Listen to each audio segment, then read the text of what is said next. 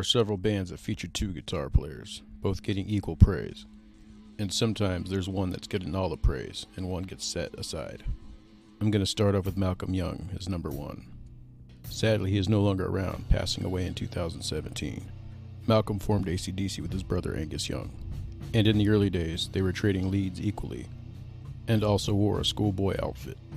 As time went by, Malcolm focused mostly on rhythm guitar, and stood in the back with the bass player and the drummer. Malcolm's guitar tone was more of a heavy, solid low end, where Angus focused on the high end.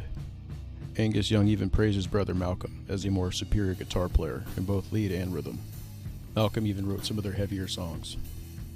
2. Brad Whitford from Aerosmith. Most people think of Joe Perry when the band Aerosmith is mentioned.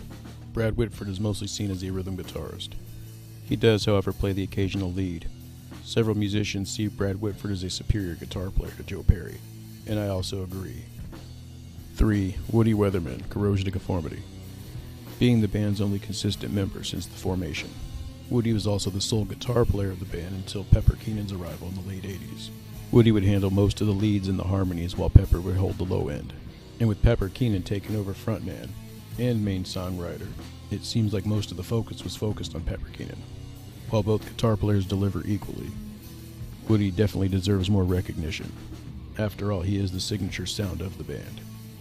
Number 4, Eric Peterson of the band Testament. Eric Peterson formed the band Testament, originally called Legacy, in 1983.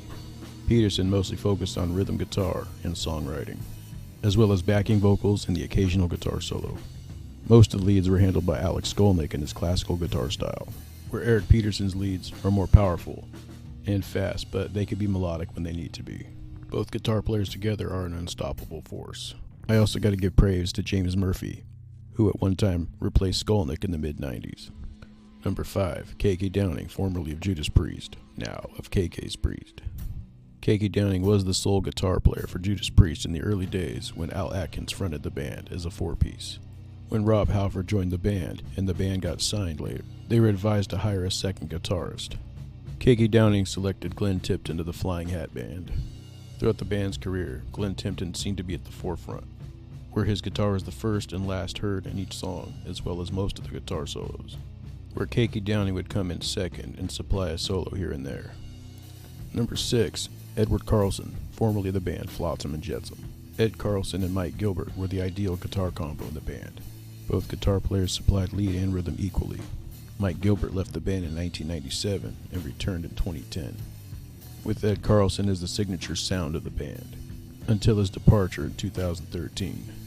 Little is known of his music status, but hopefully one day soon we can hear his work again.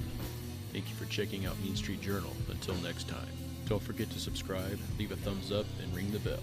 Please and thank you. Check out Mean Street Journal on YouTube, Spotify, Instagram, Facebook, and Twitter. TeePublic also carries Mean Street wear for offensive apparel. Check it out. See ya.